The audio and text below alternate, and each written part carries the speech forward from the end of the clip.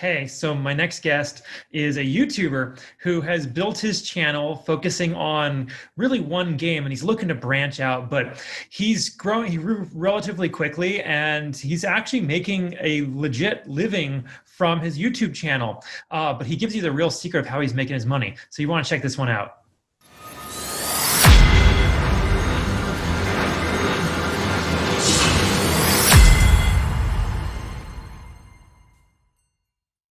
Hey there, everybody. Welcome back to the Gamerpreneur podcast. I'm your host, Dr. Bradford Carlton.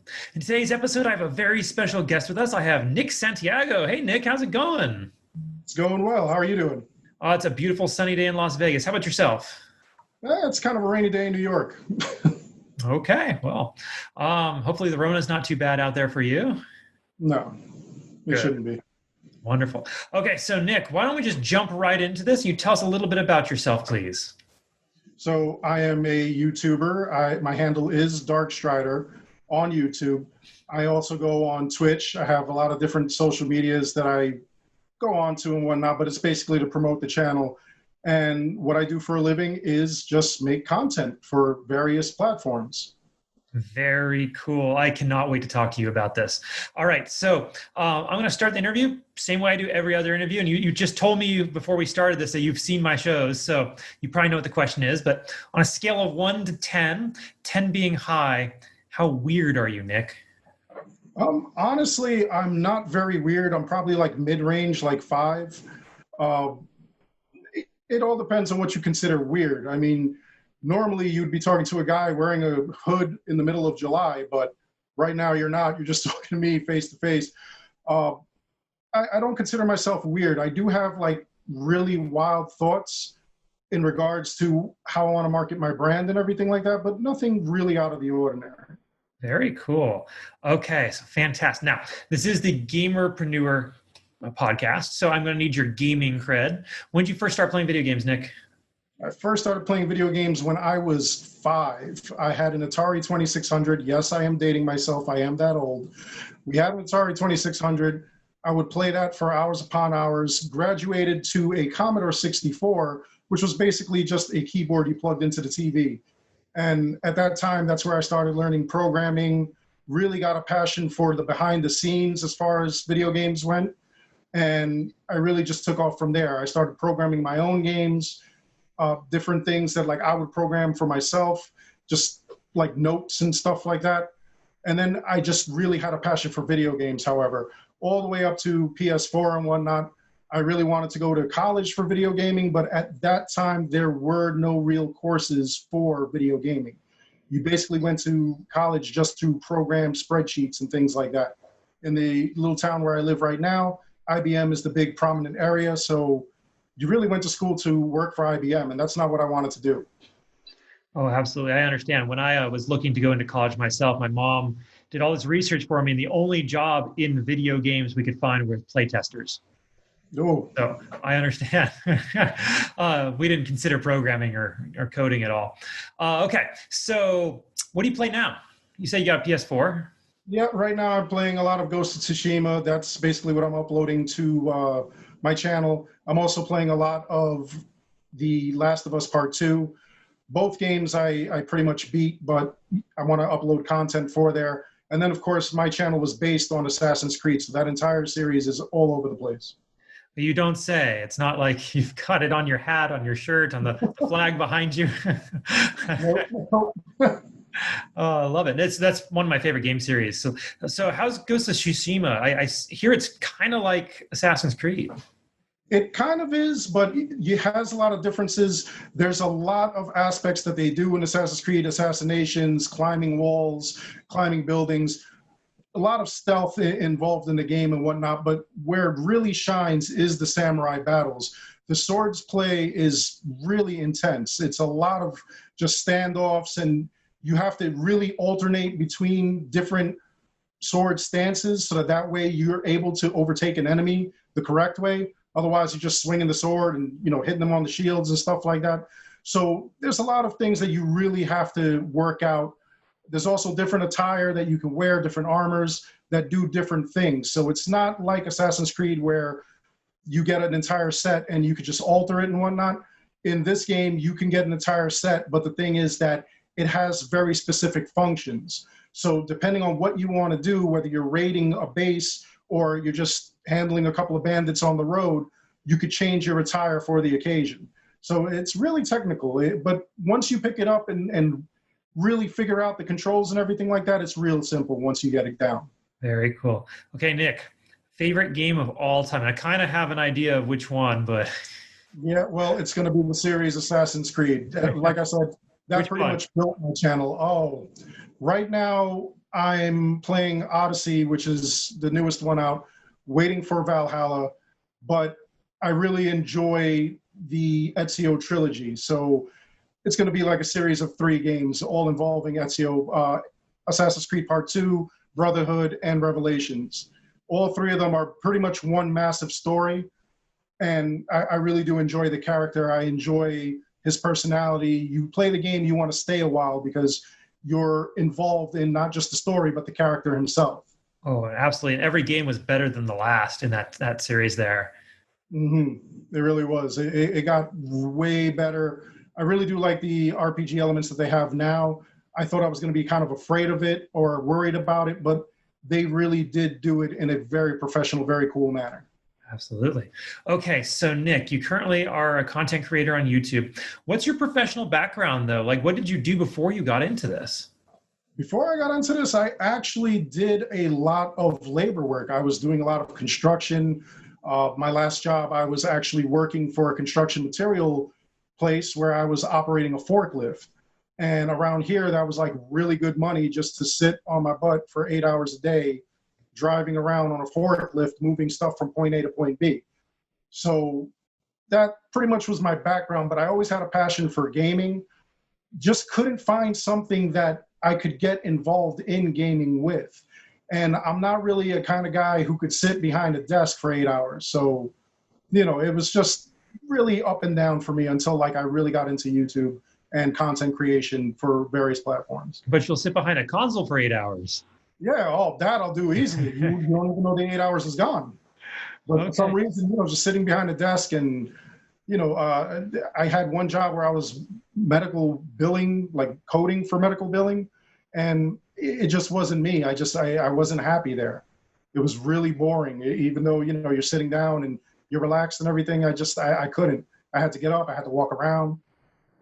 Okay. Can you kind of walk me through the process? How did you even get started? Like, what clicked in your head that you're like, I need to start streaming or content creating? Or well, it was like really funny. Like it was an accident. It was a happy accident. I got my PS4. I got Far Cry Primal. I was playing Far Cry Primal, and I got to a point where I myself enjoyed chasing down trophies and achievements. And I couldn't get this one trophy because it would not unlock because there was a glitch in the game. So as I started playing through it, I kind of figured out how to undo the glitch. It was a process which was also a gamble, but if you can do it, you're able to continue with getting all the achievements and or trophies in the game. And I posted that. That was my very first video on YouTube.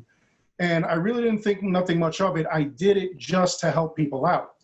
And once I put it out there, it was like a couple of months or something. All of a sudden I have, at that time, you only needed like 100 subs and I forget how many hours of view time. And I hit it. And I didn't even realize that I hit it. So I looked, I said, wow, a lot of people are really interested in this stuff. So I kind of did it as a hobby. I wanted just to play through games, show people how to get through the games, show people any glitches or anything like that, which is one of the things my channel is known for, finding weird like farming spots or glitches in the game, things that you could do to kind of like take advantage of like what's going on, cheats and stuff. And since then, it blew up. You know, right now we're at 14,500 some odd subs. Way more people are viewing than are actually subbed. And I don't mind that because, you know, it really is a lot of fun. I do it primarily because I enjoy playing the games and I enjoy actually helping people out. And for anyone who is starting, like, that's what you have to do. You can't just go into it gangbusters thinking you're going to go in and you're just going to play the game and you're going to make money immediately. don't go in with that mentality. Go in with the mentality that this is a hobby. I have a passion for this. I want to help people out. I want to show off my skills. And that's how you really start a channel. That's how you get it to grow. People look at that. People pay attention to that. Okay. On the vein of giving advice to people who are starting out, what was the process like? I mean, you just started playing, like you've been started recording, right? But then eventually you realized you had to make a change. You had to start tweaking. Like, what kinds of tweaks have you made along the way that have kind of increased your view rate, increased your click-through rate, all those? Well, in the beginning, I was just putting up videos. I was known as DarkStrider. That was it. I just put it up and did a video on whatever topic, put it right up immediately. Didn't really think of anything, didn't do anything other than that, just waited for the views to come in. Eventually, I started to understand that you put a thumbnail, you make the video look pretty, you make it look enticing, so people look at that, and then that makes them want to click on it. Oh, this is something I'm interested in. If they just see a picture, a random picture of whatever game you're playing, they're really not going to pay attention to it. They don't know what it's about. They see the thumbnail, they'll pay attention to that. So that was the first thing I did. Then I started getting into the tags. You put up a tag, it'll draw more attention to your video than it would anything else. So the most search tag on any of my videos is DarkStrider. They also search DarkStrider 2010, which is my game handle on all game systems. They also look at certain things. So like a big thing in Assassin's Creed Odyssey is the XP glitches or XP farms. So if I have a video up that has anything like that, I make sure I put that in the tags. So immediately, if people just hit XP glitch in their search engine, it immediately comes up. It's one of the first videos to come up. So there was like little tweaks like that here and there that you had to make. And I'm still learning. It's still a learning process. I'll never say that I know everything there is to know about content creation or a specific platform or anything like that. There's always something new to learn, and I will keep adjusting and adapting to everything that comes out. Okay, cool. Now, how do you choose what videos you're going to make? Is it based off of what people are already searching for, or you just do it yourself? Sometimes I do it myself. Like if I find something that is kind of weird or out of place, specifically like a glitch, if I know how to get, like for instance, in Assassin's Creed Odyssey, it's like an RPG. You have to level up. You have to gain experience points. We found so many glitches that will increase your experience points exponentially. On several different occasions, we found different things like that, or farms, exploits. And if I find something like that, I'll definitely throw that up and I'll show it off, and people immediately will start like watching. Sometimes other YouTubers will see that. They've given me credit before if I was the one that found it first, or if they found it first, I'll give them credit, but I'll do my own take on that same kind of content or the same kind of video, because sometimes my viewer base doesn't mix or watch the other's viewer base and vice versa. So there's a lot of things like that. Other than that, I do make videos and content based on things that people are trying to figure out. If there's a massive problem going on, I'll tailor a video directly to address that issue, to address what's going on with those people or the problem that they're having. And usually, like, I'll figure it out, I'll show it off. People, they appreciate that. They kind of feel like you made that video just for them. And in a way, yes, I did make that video just for you, because I wanted you to get through what you wanted to get through. Very cool. Okay, so you said you're making your living off of this. How much money are you making? It really varies. The past 4 months, because of the pandemic and whatnot, I've seen an average of like $6,000 per month, which is a lot. Now, that's not just based off of clicks and views on YouTube and stuff like that. It's also merchandise that I sell, sometimes donations. If I do a live stream, people donate to the live stream. They really do support the channel. Sometimes they just randomly, like, here's 20 bucks, whatever, just without even live streaming or anything like that. But a majority of the money is made on merchandise. So t-shirts, mugs. I have a whole line of like different things that, I sell that is available on the channel. YouTube, you got to understand that if you're just going by clicks and advertising on YouTube, you're not making the maximum amount of profits. So you might see maybe anywhere from like 200 to maybe like a couple thousand a month, depending on what kind of month you had. But most of it, like I say, is merchandising, donations, and things like that. Oh, thank you. Thank you. I've been saying that for so long. How did you come up with your merchandise? Did you design it yourself or did you hire someone to do it? Well, no, I designed my own logo, the DarkStrider logo. That's my own design. But I had kind of a agreement with Teespring, which a lot of YouTubers have, and also anyone who's on Twitch, they could get involved with Teespring. And they make mugs, T-shirts, hoodies, jackets, all kinds of things like that, stickers, phone cases. Practically you name it, they can create it. And basically, they're going to get a majority of the profit because obviously they're coming up with the material. It's actually really good material. It's not like some shoddy kind of, fabric or anything like that. And they create the T-shirts or the mugs or whatever you want, and you get a certain amount of the profit, although they get the most of it because they're doing most of the work, obviously. But it's pretty profitable. Another thing that you kind of make money on is sponsorships. I have a sponsorship with a company called Beautiful Halo, and initially it looked like a bunch of women's clothing, and I didn't understand like how I could incorporate that into my sales or my channel or anything. And they showed me that they have a whole line of video game related merchandise, various video games, not just Assassin's Creed, Borderlands, things like that. And they've got like a bunch of shirts, hoodies, and everything. So before I took on that sponsorship, though, I ordered a couple of their items because I'm protecting my brand. I don't want to just say, oh, good, a sponsorship, here, I'm going to do it. I want to make sure that your products are actually of quality before I start promoting it on my channel. Fantastic. Okay, so Nick, what makes you special? Like I've talked to tons of YouTubers, I've talked to tons of streamers. You have some level of success. What makes you different from everybody else? What makes me different is the fact that I am different. Like I don't try to mimic or imitate any other YouTuber or content creator. And that's a big thing. That's one of the biggest things I tell people who are trying to start out. You can't be like somebody else. You can't, whenever I live stream or anything, I have my hood on and you don't see my face or anything. You can't do that. You can't wear a hood and call yourself like DarkStrider or something like that. Be different, stand out. Make sure that your content isn't exactly like everybody else's. There are times where several YouTubers will have the same kind of video out, will have the same kind of content out, but it won't be exactly the same cut and paste kind of video. It'll be their own style of video. It'll be my own style of video.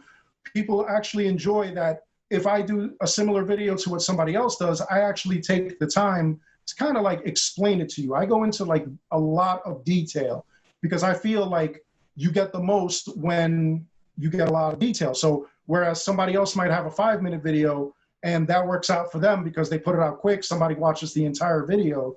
For me, I'd rather do like a 10, 15-minute video and you really understand what you're doing in the video and you know exactly where you're going in the game, so that way you got the understanding and you got it down pat.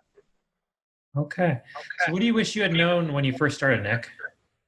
Oh man, when I first started, I really do wish that I knew a little more about thumbnails. I really should have researched a little more on various YouTubers and what they're doing, what works for them. Because in the beginning, it was a struggle for subs and views and everything.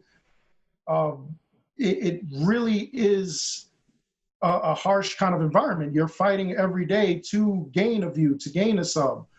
And I appreciate my viewers. Most of my viewers are not even subscribed to me, which is kind of like wild. But I still get those views, and I do appreciate those views. I appreciate every one of my subscribers and every one of my viewers. But in the beginning, initially, I wished that I really did a lot more research. I really should have researched a little more, studied a little more, not just jumped into it. You do want to just jump into it. That's kind of fun and exciting, but You really want to see what other people are doing that makes them a success, but not steal their thunder or take from them. Make it your own. Right. And I think that that's what a lot of YouTubers or content creators are not doing initially. They're not checking out what other people are doing first. They just jump into it. They think they're going to make $1 million immediately, get 1 million subs. It doesn't happen like that. It's a lot of hard work. It's a lot of dedication. Beautiful. Now, how would you recommend somebody actually go in and start doing that research? Just start watching YouTubers, or like where did you turn? Start off watching like your favorite games. Look at what certain people are doing in regards to your games and whatnot. See what you like and what you don't like. What bothers you about that YouTuber? I'm pretty sure there are a lot of things that people are bothered by when they watch my videos. Sometimes they are vocal, sometimes they're not vocal. It all depends. Those who are vocal, some of it is constructive criticism and some of it is really going to be harsh. And, you know, if they're harsh to anybody who is actually looking at those comments and everything, ignore the harsh ones. Like, some of those people are really just, they just like to cause drama. They're just out to get you. They like to see if they could get under your skin. But the constructive criticism, definitely take it into consideration and see if it's something you could work with. If it's something that you feel like you can't work with, it's not going to make sense for your channel or what you're trying to do, don't go with it. But always be mindful that you need to adapt to all kinds of situations. Your YouTube channel or your content channel is not just going to go a straight line. You have to kind of stand out. You have to be different. And it's going to be a continual learning process. Okay, so those non-constructive haters, do they still bother you? Because I know, like, my channel's not big. My Facebook page only has like 700 people at the moment. But when I get like a real hater and it's not constructive at all, it's like, oh, that hurts. So it's the same for you, or are you just kind of past that at this point? It does hurt initially in the beginning, and this is kind of like a big mistake I made. I would waste a lot of energy actually arguing with that person in comments, you know, but I try to be a little tactful, you know, basically like stick it to you without even you knowing it, you know, try to friendly stick it to you, even though like they're cursing, they're flipping out and everything like that. And that does kind of hurt. But at this point, I just feel like, you know what, you're putting something there, you're hiding behind a screen and you want to get a reaction out of me. Sometimes they actually enjoy getting the reaction out. I've had one time, and that's where I actually learned, where the person actually commented, yes, I got DarkStrider angry. I got a reaction out of DarkStrider. From then on, I just learned, just let it go. If it's something that doesn't jive with my channel, if it's something that, you know, like I don't like, I don't agree with, I just leave it alone. I don't want other fans arguing with those people. So if it's like really destructive and angry and stuff like that, and I know it's going to start a fight, what I'll end up doing is I'll end up just deleting the comment, because I don't want to see that. I don't want any arguments between people that like watch my content. Okay, so you leave the hate up. It depends. If it's not really conducive to what I'm doing and everything, if it's going to cause problems, I'll remove it. Otherwise, I leave it up there because it doesn't bother me. It's your comment. If you're that hateful over something that I'm doing, you know, you have to reevaluate yourself. I leave it there just as a reminder that, you know what, I'm going to be humble about it. You know, you don't like me, you don't like me. Not everyone's going to like me. Not everyone's going to love me. People are going to tolerate me. Some people that just watch my content just because they want their information and they can't be bothered with anything else. Some people, they absolutely back the channel. They love the channel. They'll give me all kinds of kudos and everything like that.